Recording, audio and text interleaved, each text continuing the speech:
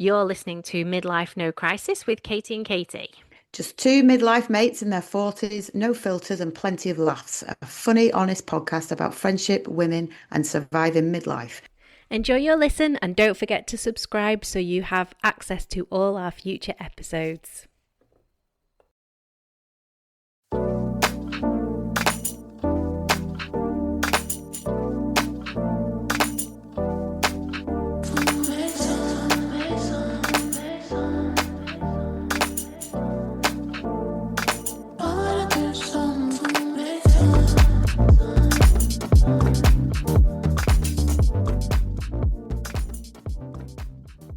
Hi, Hello, you're right. we're back This after a is week nice. off. Yeah, I've missed your face so much.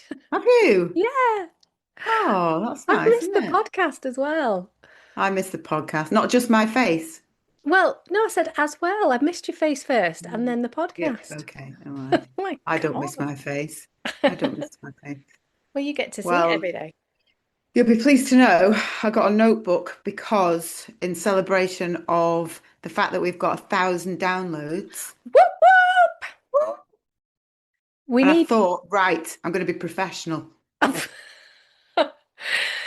we need I'm going to make notes. we need balloons or something, don't we, to celebrate this 1,000 downloads? I'd forgotten about that in my Oh, you not got any excitement. I haven't got any balloons. You've got some flowers behind you. That's Yeah, all right. flowers are celebratory. Celebratory, is that the word? Yeah, Yeah, fine. celebratory. Yeah. That's fine. Oh, don't start with the menopausal words already. I don't know. I 30 have been bad. seconds in. I've been bad this week. I have been. Make up your own words. It's fine. We do that, like hobby snobbery. Oh, yeah. Oh, God, yeah. Hobby snobbery. Someone did leave me a message the other day saying, hobby snobbery. Did they? It's Yeah. my favorite thing in the world. Yeah, that was a thing. Um, Oh, brilliant. so we have finally got round to a very special episode, but before we get on to that, welcome to Midlife No Crisis. Get that in before Yeah. we forget. How's your, 2 weeks been? What have you been up to? Oh, 2 weeks. I've Yeah. not really. Oh, yeah. Well, I can tell you what I've done this week. Okay, good. Last week is gone Yeah. from my mind. Distant Yeah, memory. you're lucky I've remembered this week, really. Um, so this week, what have I had? Well, Olivia's in Vietnam and she keeps sending me all these amazing Oh, I videos of her, love that one like, you sent me. It was so I cute. know. Oh, and it amazing. Cycling Yeah. through the mountains, just loving life. There's nothing better than your kids just being happy and sending you things like that. Oh, It just lifted me up this week. I was like, oh, this is great. what a Little nice thing videos to every say. day. Oh, yeah. Yeah, I got so as I was watching that, I went and got my rucksack out and started putting like flip-flops in and shorts. I'm not going for 5 weeks, but I thought I'd get ahead of the game. Yeah, well, it's exciting, isn't Start, it? Packing. yeah. So I started packing, which is not like me because I'm normally a day before packer. Hmm. So, but yeah, I thought, well, it's winter here, get more of the summer stuff out. Yeah, nice. Um, And oh, I'll tell you what I did do. Neil will be interested in this. Okay. So on Tuesday morning, I went to our local swimming pool, which is literally a minute walk from my house, and they have got an art installation, which is a massive sun over the pool. Oh, cool. So it's loads and loads of photographs of the sun all put together. It's like a canvas. Yeah. And they've got it like flickering. They've got the light flickering and music playing when you're in there. Honestly, it was so good. Is it like spherical or is it? Yeah, yeah, Yeah. yeah, Oh, yeah. wow. It's like massive Yes. sun hanging over the pool. So you get the light. It's like you're in the sun. So I think there's we're going off on a tangent, Shocker, but there is an Yeah. artist. So we had the Earth up here, and I think it did a tour of Right. the UK as well, actually. Well, the sun's coming to Manchester. That's what I was going Yeah. to tell you. And I Yeah. think the moon, I think they've had the moon as well. I don't know, I might be making that up. But yeah, Oh, it might be the right. same artist that does Oh, it. it might be. Well, there you go. Ah, So that cool. cheered me up Yeah, that's on a nice. miserable Tuesday morning. So I Yeah, don't know about you, but the weather, I'm shocking. done with this weather now. Hmm. Done. Enough of the Yeah, rain. I know. So Our yeah, garden is like a lake and it's is it? just, yeah, Oh, just everywhere's depressing me. underwater. I know. Bad times. Bad times for the southwest. It's underwater. And the M5 was shut today as well. Oh, was it? Because Yeah, both ways. No, I don't know what happened. oh, Police right, okay. incident, don't know. but Just another shit thing to add to the list. there's been traffic hell today. Traffic hell. Everyone's talking about the traffic hell. Yeah. So there you go. But not me because I was in my house and I was fine. Nice, nice, nice, There you go. nice. Anyway, how's your week? Well, I've obviously been heroically looking after my husband and my daughter, who's got tonsillitis. Oh, Um, what? I know, but she's a bit more Oh, hardcore. She was off on Tuesday. She went in Wednesday, played netball, got player of the match, and then was off again on Thursday. honestly. Yeah, I was like, Oh, no way. to do it, but yeah, Oh, I she's love the absolutely fine. resilience. Yeah, yeah, she's good. But Neil's finally better. Oh yeah, I've it's tested my levels of patience. I am not any sort of Mother Teresa, I have to say. No, I'm not I'm not very Florence good at it. Nightingale. I would never have been a good nurse. No, I wouldn't. I'd been awful. I affected like this personality whenever I went into the bedroom. He had proper flu, so he was like shivering. Are you Oh, okay? How's things in here? Can I get you anything? It's like, who am I? This is not my voice. did you? Yeah. Not just throw things at him and shut the door. Oh no, I felt tight because he did feel really poorly. But I have to say, towards the end of it, like these last couple of days where he's definitely better, and I've been sleeping in Lottie's room with her, so I've getting no sleep as it is. And Oh, I'm like going in and out, have you slept last night? Oh yeah, I slept much better last night. I was like, oh, good for you. Lucky you. through gritted teeth. Yeah. So, no, but at least he's better. So that's the main thing. But that's literally absorbed my whole week. I've just done nothing. I've literally Oh just dear. run around and done all the mum tasks and taxiing and stuff like that. So very boring. Nothing to report, Oh, really. oh, never mind. No Mm. swimming under sunshines. No swimming under sunshine, sadly. No, No. never mind. So, should we get on with our main episode? Because I'm really Yes, excited. Because I'm quite excited. Yeah, I'm going to just double check again. Yes, we are recording. I can confirm it is recording. yeah. As for the listeners, this was the one that we did not record, but we all had a lovely chat for 2 hours, didn't we? We had a lovely chat on a Friday night, so I'm hoping Yeah. we'll be able So to we, just recreate it all yeah, or do it's better. fine.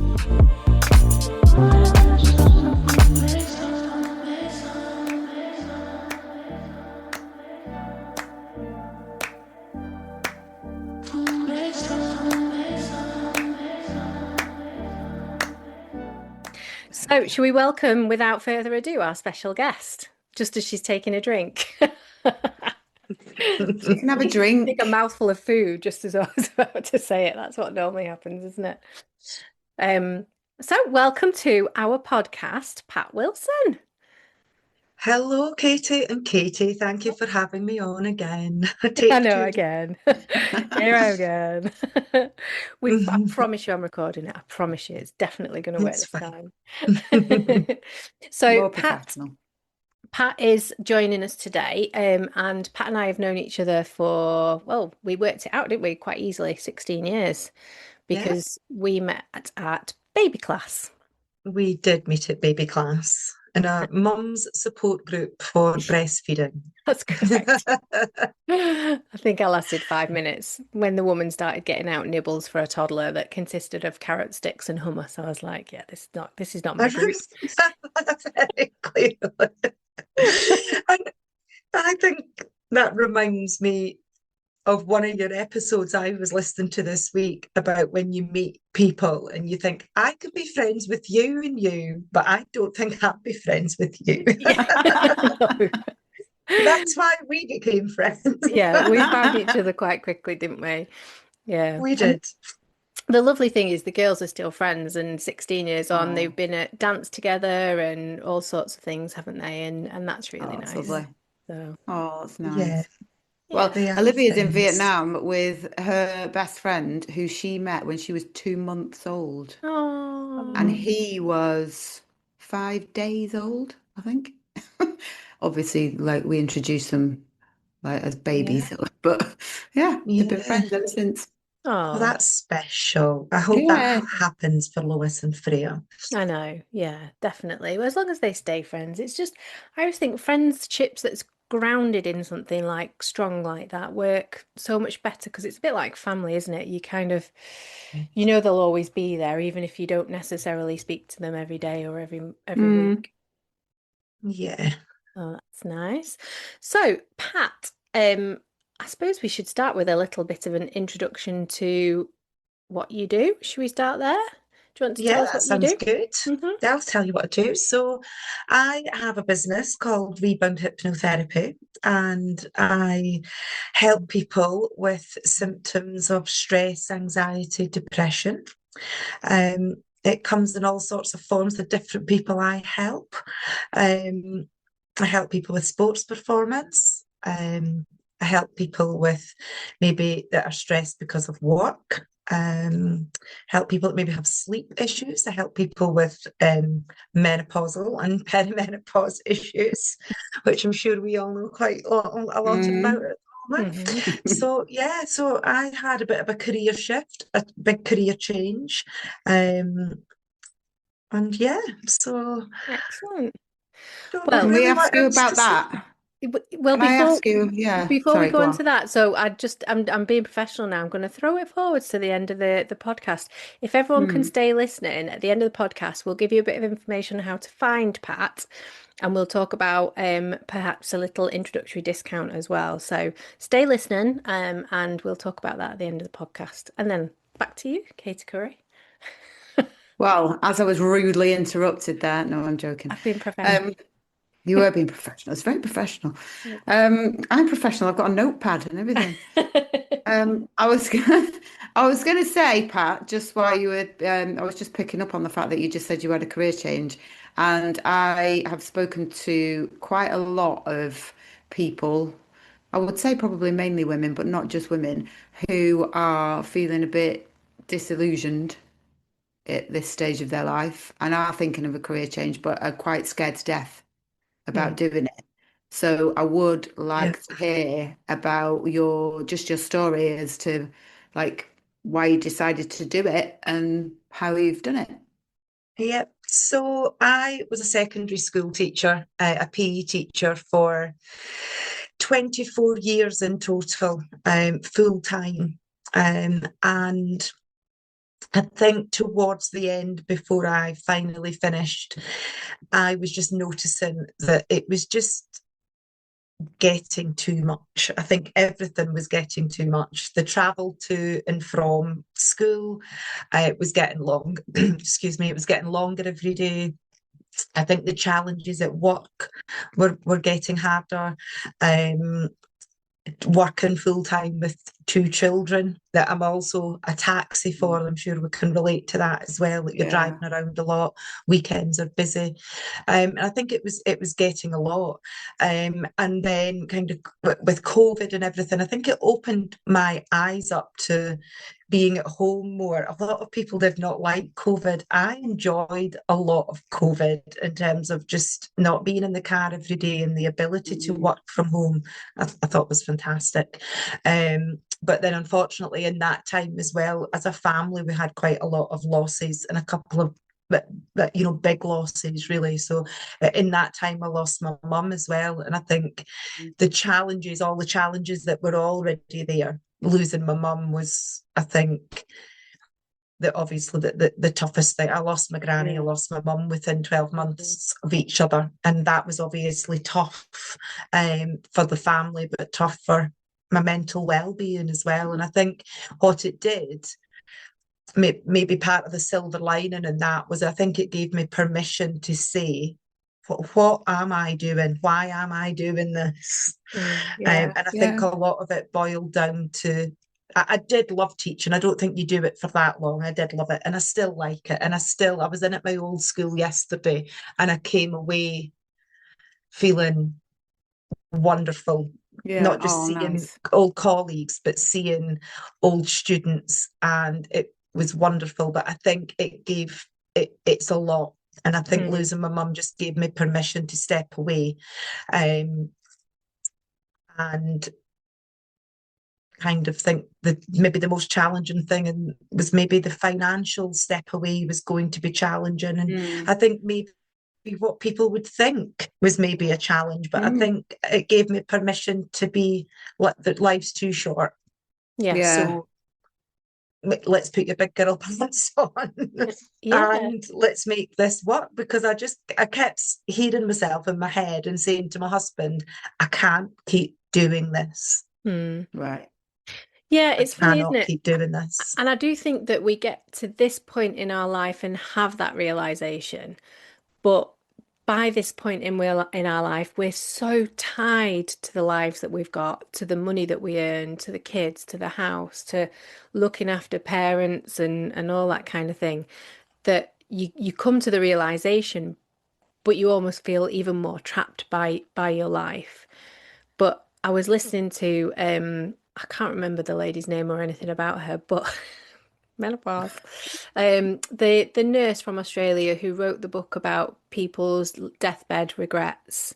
And I think there were like five, like a top five, if you like, and they wouldn't, none of them were, I wish I'd kept that career going, or I wish I'd stayed in work longer, or it was always, I wish I'd done what I wanted to do. And I think that might be the top one, actually. Something Yeah, it around is. I wish I hadn't lived to I someone. wish Did I'd I lived send the it you? life I wanted. Did I send It's it you? something like that. Yeah. And that really struck me, because if you really wanted to do something and you're an absolute shining light for this, just do it. It's not going to be easy, but just do it, Yeah, because it's the things yeah. that you don't do that you regret, isn't it? Yeah, I think so. I mean, I don't feel like a shining light. I just feel like that's just what needed to happen. Mm. And I think the way I managed to kind of make that happen, I was quite fortunate, and I was quite I don't know, I had like when I decided that I wanted to train to become a solution focused hypnotherapist, it all happened very quickly, and that was probably quite a good thing. And I started training, and then I think after module 2, I thought, I know, it was like a big light bulb moment. I know what I can do here. And I managed to kind of create an opportunity within the work that I was in to kind of hybrid it. So I gave myself, and they agreed, which was fantastic and really grateful for. So for 12 months, I had a hybrid of still working full time, but teaching and the hypnotherapy. So I think it allowed that adjustment of kind of lifestyle, not financially, because I still had that security, but yeah, I think because it was gradual, it didn't feel it's not felt such a kind of I don't feel like I've done anything amazing, but I think there's people before me that have done it and kind of shown that it's possible. Mm. Have you always had an interest in it, or was it a new Not thing?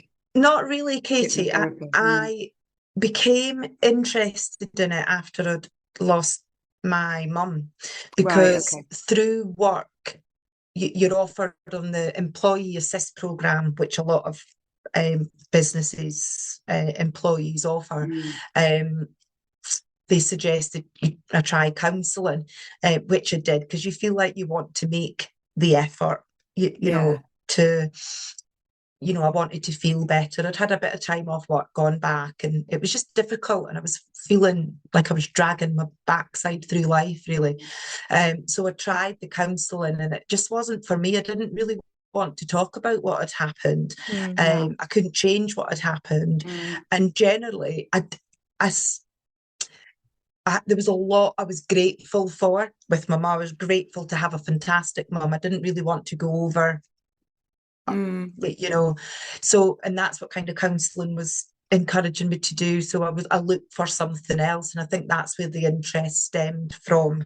When I met a lady that does what I do now, it was fantastic, and I really believe in it, and I really bought into it, and it was really, really helpful. And some of the things, the neuroscience and some of the understandings that I learned have helped me as a teacher. And I was like, it helps me as a mum, it helps me as a friend. So I really believe in the benefits of it and the knowledge you gain from it.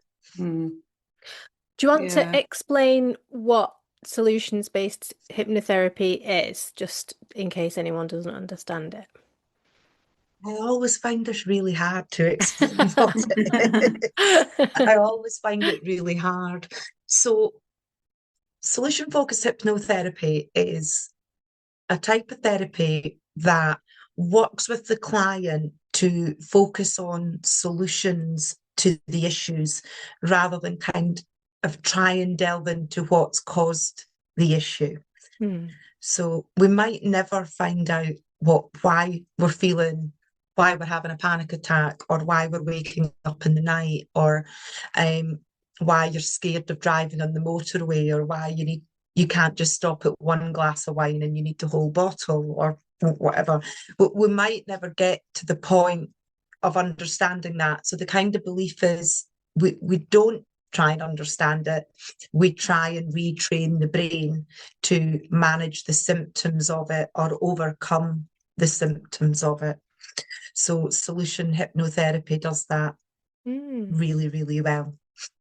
So we work with clients to rewire the brain, which sounds very invasive, but it really isn't.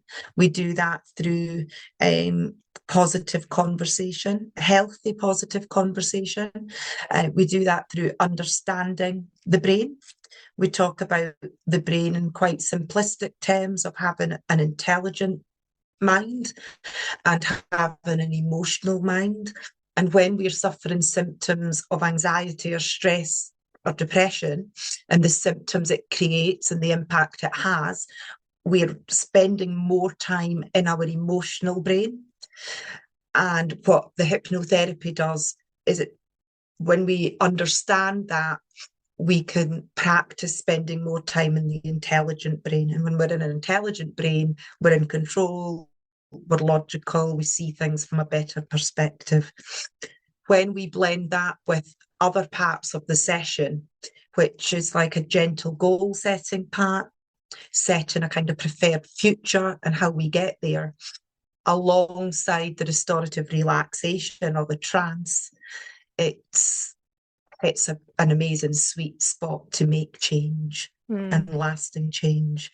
So it's quite hard to I never feel like I explain it No, you very did well. explain it. Yeah, you did. Okay, Yeah. thank you. Yeah, it's interesting that you say like so much about like learning about the brain because, and I know we touched on this last time, but when like the amount of conversations that you have, especially with women our age, and it's about sleep and people not sleeping and waking up in the night and panicking, and it's awful at this time. And I remember you saying about like your REM sleep and processing Yeah, what's gone on in the day. And that really, it was so interesting when you were saying about that yeah, because it just makes sense. Mm. yeah, and it does make sense. And I think obviously there was no one I really knew within my friendship circle. I've not got loads of friends or within work or anything that really knew about it. About solution focused hypnotherapy. People Mm. had, I think, we'd maybe heard bits and pieces about the brain that's been going on, and I think it's becoming more relevant all the time. There's definitely with am I allowed to mention the Diary of a CEO? He quite Yeah. often has neuroscientists on there. Yeah. Um, and I think there's more of it happening. But what I like about it's kind of moving away.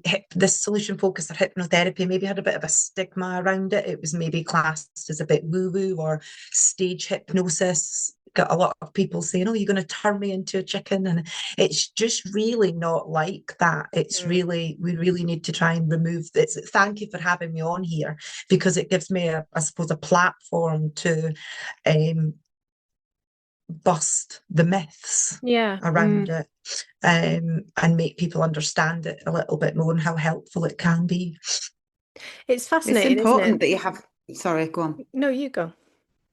I was just saying it's important that you have like those tools though, isn't it? Because I remember somebody telling me that when you can't sleep in the night, it's about like breathing and things like that. I had never thought about it before, and it did help me.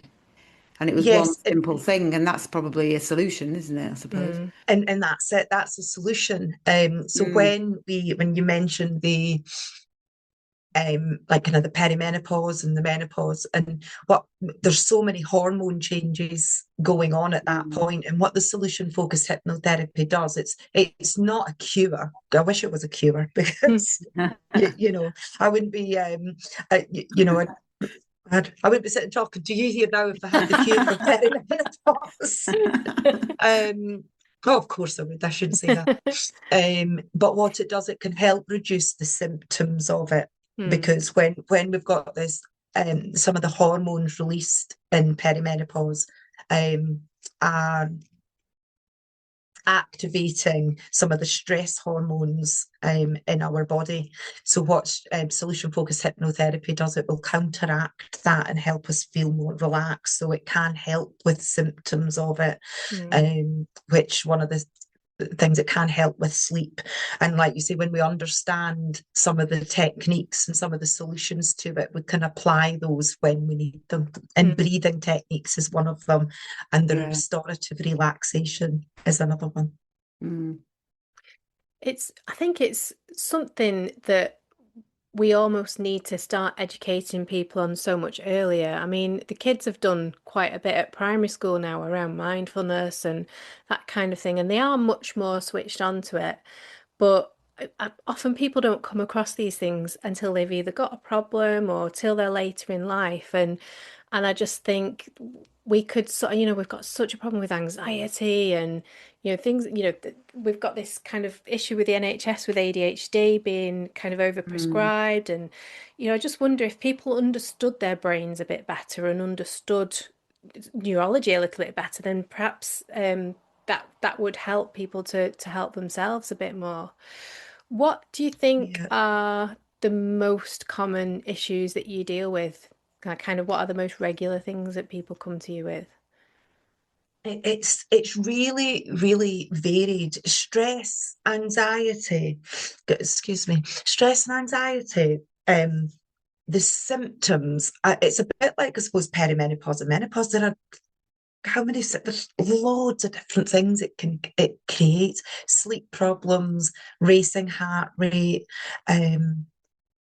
sweating, blushing, bedwetting, eating disorders, suicidal thoughts. So people come for all sorts of reasons. The symptoms that are presented are all sorts of symptoms. And those symptoms, whatever's kick that off, it can result in people not wanting to leave the house. It can result in OCD tendencies. It can result in time off work. So I see people, and children, like you've said, is a big one at the moment. So, and things can be triggered. Exams, so can trigger it, and then we might get school refusal and ADHD symptoms, and all sorts of things are kind of filling this metaphorical stress bucket that everyone has. I mean, that stress bucket, I think, becomes too full for too long, or one extra thing goes in the stress bucket, like exams or a family, a bereavement or a separation. Extra things go in it, and it tips children or adults over the edge, which creates these symptoms. And you're right, the National Health Service is overwhelmed with need. And I'm hearing stories of the waiting lists being really, really long, or not even being put on the waiting list because it's not a crisis situation. So unfortunately, people are having to turn to other alternatives, private alternatives, and schools don't always have the funding to offer. Like you say, it's fabulous. I think there's been more mindfulness in schools, certainly at a primary school level, and that mindfulness is so powerful. And I've got to say, it's one thing that I was maybe a bit skeptical about in terms of, mindfulness and what really is it. But if you're giving your brain a chance to rest, that is so powerful for our nervous system. So whether it's colouring, walking, noticing what's going on in the walk. I have loom bands here. So if children come to me and they don't like closing their eyes in the relaxation, they are like little machines making loom bands, or they colour in and they just listen to the words whilst doing it, and just giving our mind a chance to stop. Because if our mind's not busy worrying about things, we've got this in our Oh, hands yeah. Yeah. That so overstimulation constantly, isn't it? all the time. Yeah. It's true. It's funny actually because it connects really nicely with what we talked about not last week, the week before with hobbies, doesn't it? I mean, we were talking about hobbies in terms of something to do with yourself, but actually, I guess it's a way of being mindful, Mm. but maybe also creating something. So, you talked about loom bands, but messing around in the garden, all that sort of thing. You can do it Yeah, mindfully, can't you? absolutely everything. And again, I sound like a super fan now, but I was listening to your episode about you doing floristry Yeah. lessons. And I think these hobbies, um, whatever it is, are more than likely taking you out of the house. So they're giving you some sort of purpose. You will more than likely be doing it with other people. So it's giving you positive interactions.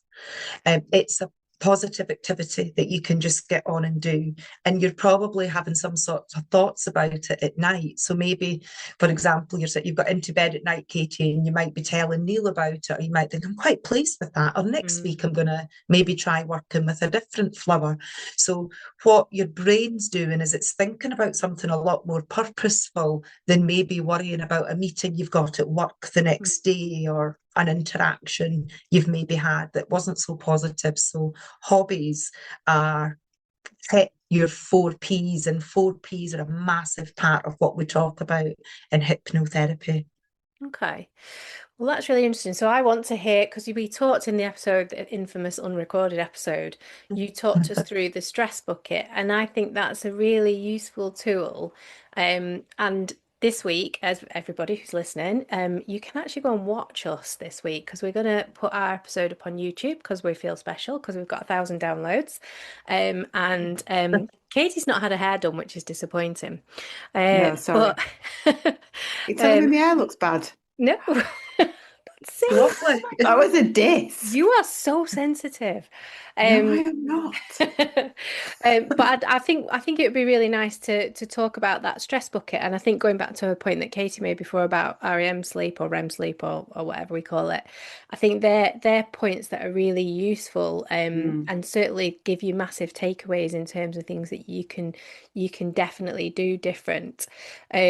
But also just throwing forward to our crisis talks episode on Wednesday, Pat's going to stay with us, and we're going to get a bit more specific because I think perimenopause and menopause are topics that we have talked about in the past, and I think that's something we could definitely dig into a little bit more detail as well. Mm. So I noticed on our notes that Katie had written a little note to us. We write down questions and things that we want to talk about, and she's put, "How can we stop Katie overthinking?"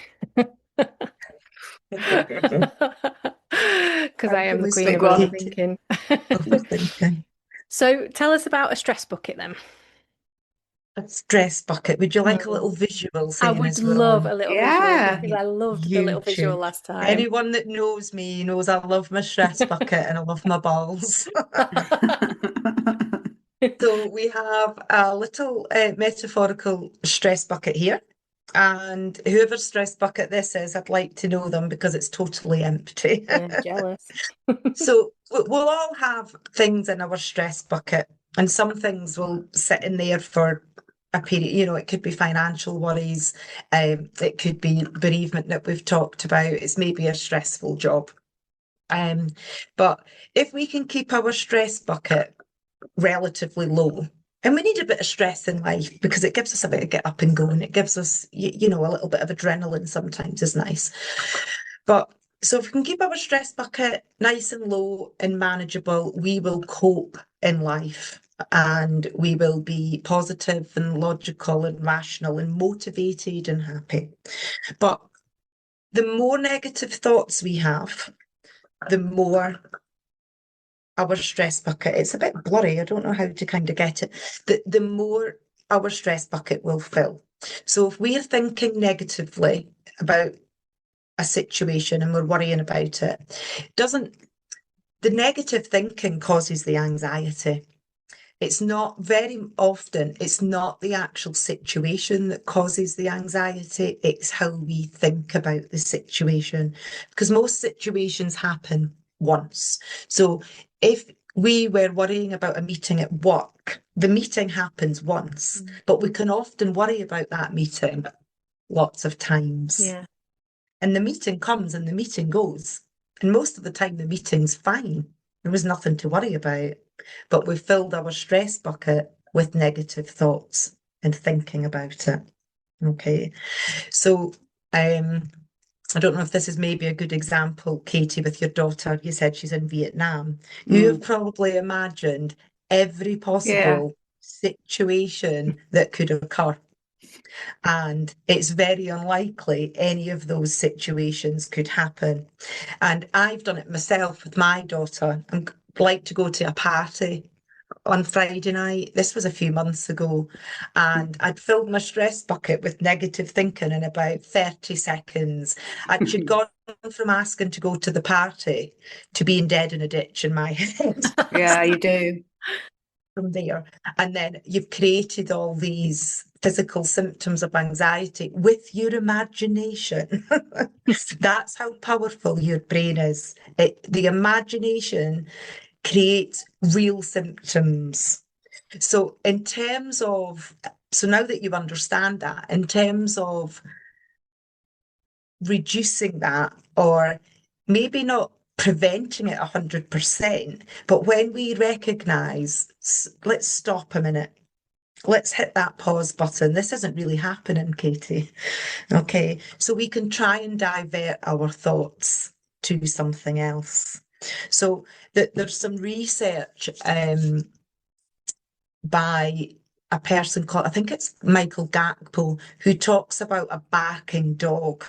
So if we're walking down the street and there's a dog tied up to a fence and it's like, barking away, we can look, we would more than likely look at it, but we don't have to go over and start touching and start speaking to the dog. And that's a little bit like our overthinking and our worries. We can recognize we've got them, but we don't have to give them loads of attention. We can carry on walking past with the rest of our day. So if you were having overthinking about something, you can go, I'm overthinking about this, but oh, look at the bird out the window. That's nice. And you know what? I might make myself a cup of tea and go outside and see if I can see any other birds. And what you're doing there is you're diverting your thoughts away from what's happening. You're distracting your brain. So there's lots of different ways we can do that with the 4 Ps that we talked about.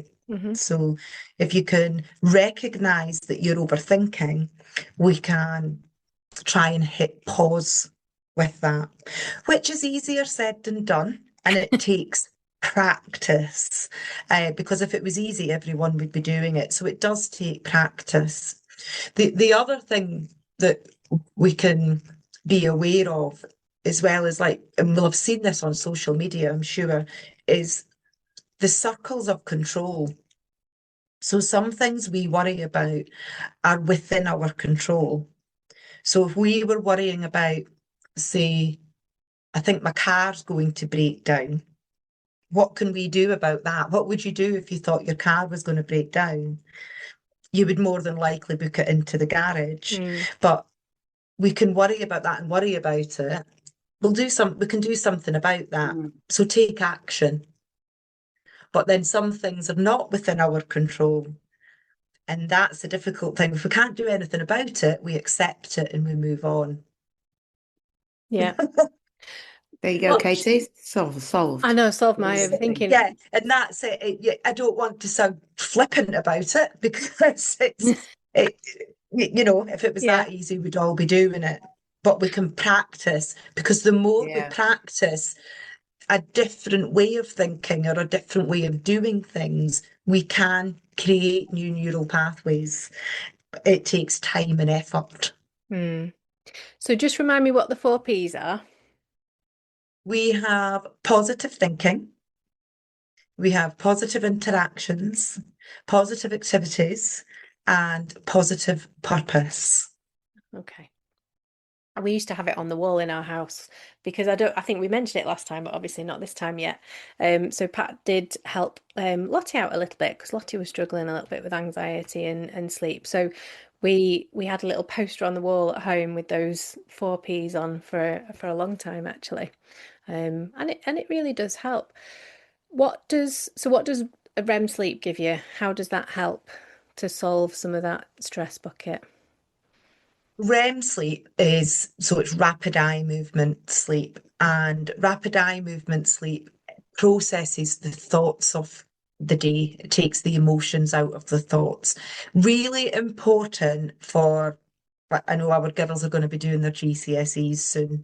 So it's kind of like hitting a save button on the computer as well, good REM sleep.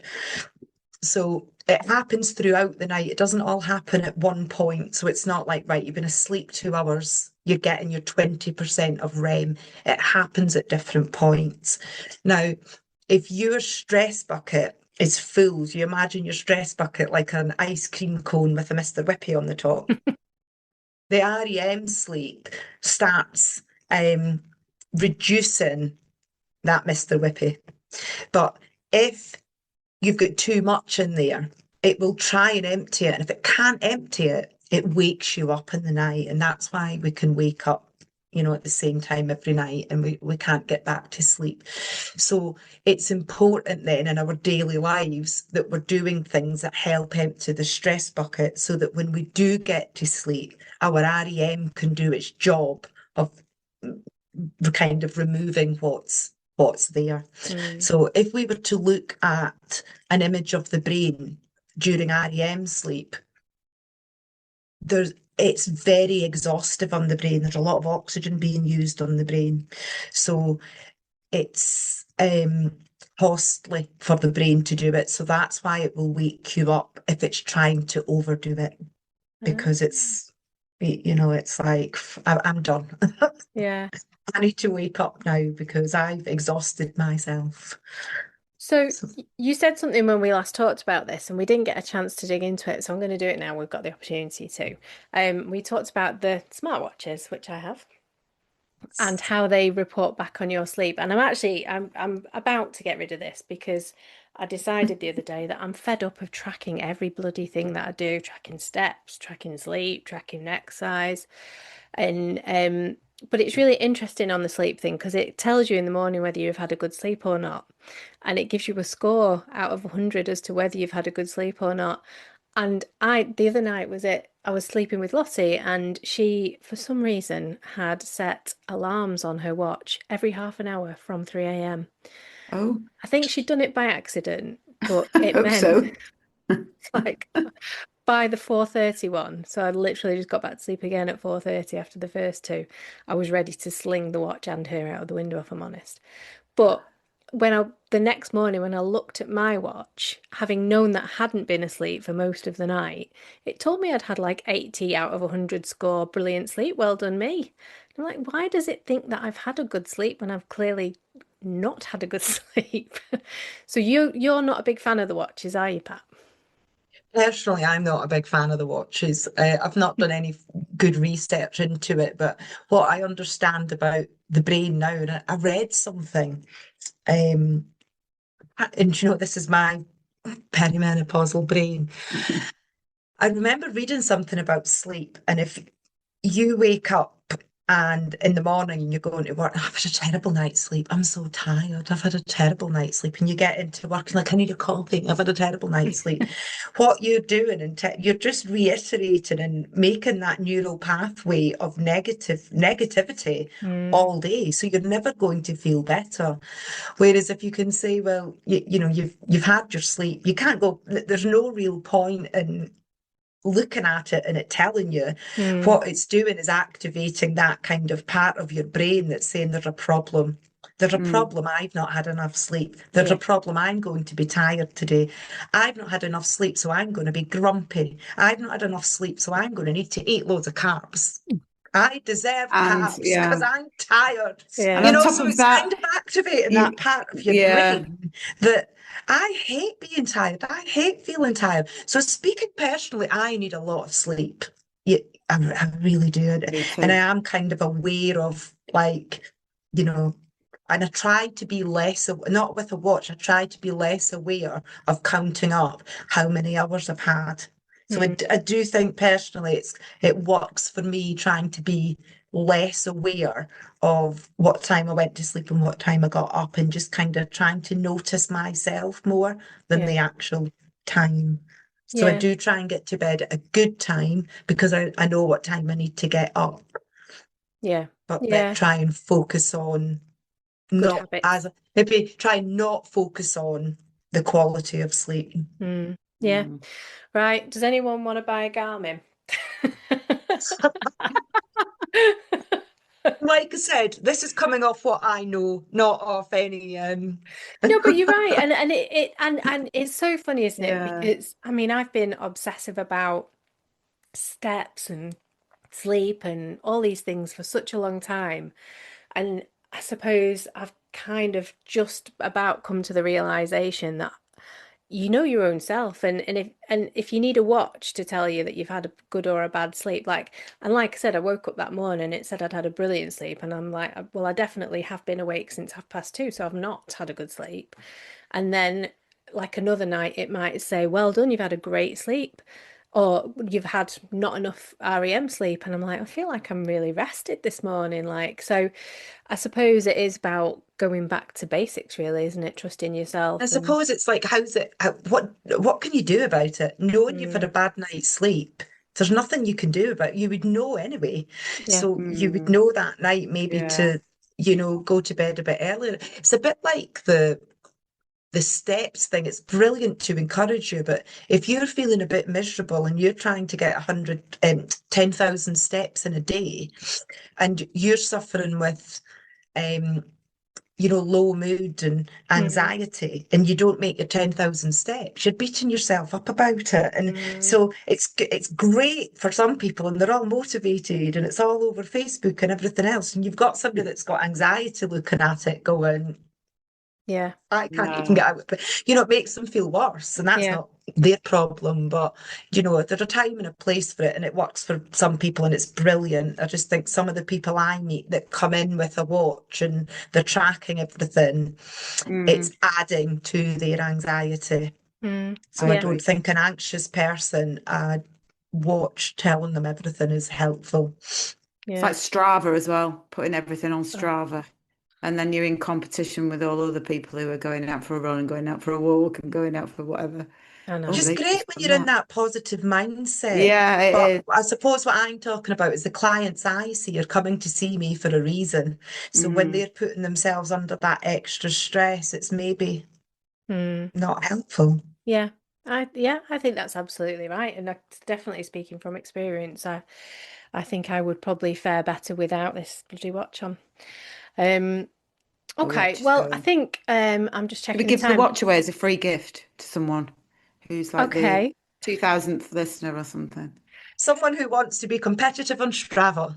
Well, I'll tell you what, we'll do that. So, oh no, do I want to give my watch away Don't to I know, someone? don't I'm joking. It's a joke. You I don't was want to about give your to go watch away. away, Casey. I was Please about to don't. fully commit then. If someone can actually send us a really good story or something that we can read out on the podcast next week, then yeah, maybe I'll consider it. But it has to be worth it. And we'll see. I'll be the My judge of goodness. Jeopardy. I know, yeah. So we are going to end our main episode there because we want to keep Pat and talk to her on our Crisis Talks episode on Wednesday. So I don't want to exhaust her. She needs to keep her energy levels nice My and nervous buoyant. system's very high at the minute. I need to go and do some relaxation. Maybe we'll end with some relaxing breathing. Um, so Pat, where can people find you? So I'm on Instagram with which is rebound underscore hypnotherapy. I'm on Facebook, which I think is Rebound Hypnotherapy. I'm on LinkedIn, which is Pat Wilson, because I do some I can do corporate work and well-being days. I don't just work one-to-one. So, and I've got a website, reboundhypnotherapy.co.uk. I should have checked all that before I've come on, really. Oh, it's fine. Well, what we can do is we can link it all in the show Nice. notes at the bottom, and people can go and find you there. So we thought it would be nice for people who've made it through the podcast to maybe offer them a little discount, or perhaps an opportunity to have an initial conversation with you. So are you happy for that to happen? Yep. So if you've listened to the podcast all the way through and you would like a copy of the relaxation track, you can just drop me a WhatsApp or go through the website and fill out like an inquiry form, and I can send you a copy of the relaxation track. Just make sure you've no history of psychosis. I would do due diligence to make sure you were okay to listen to it. And an initial consultation, I will take 20% off that initial consultation if you've listened and you would like an initial consultation. So Perfect. So you have to mention the podcast when you do that to get you 20% off. mention stress bucket. I mentioned stress buckets, and Pat will test you to see that you've listened to the whole podcast. She will ask you certain Oh, I will. timestamps what we talked about. Oh, Absolutely. fabulous. I am so glad that we got to do this. Yeah, me too. Thank you for having me. It's not the end. We'll talk to you again in crisis talks, but thank you very much, Pat. It's been lovely, and it's so nice to hear your story as well. I think that we said this last time round from Yeah. the perspective of what we've talked about, and we talked a lot about freedom, financial freedom, retirement, and all of those things previously. It really gives you a bit of food for thought, doesn't it? It does. Perspectives. So we shall say goodbye, and we'll see everyone again on Wednesday. And yeah, have a lovely rest of the week, everybody. Thanks for listening. Thanks for Thank you. listening. Bye. Bye.